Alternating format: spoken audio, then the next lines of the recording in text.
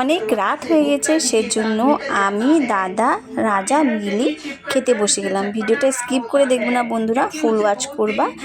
আর খাওয়া দাওয়ার পর বাসি বিয়ে আরম্ভ হবে, তার জন্য একটু তাড়াতাড়ি খেয়ে নিই। খাওয়ার পর বাসি বিয়ে দেখবো। বাসি বিয়ে দেখতে খুব ভালো লাগে, তো বাসি বিয়ে দেখা যাক। আর খাওয়া দাওয়া কী হচ্ছে এখানে সম্পূর্ণ দেখাতে পারলাম না, সেজন্য যতটুকুন করলাম দেখে নাও, আর ভিডিওটা স্কিপ করবো না।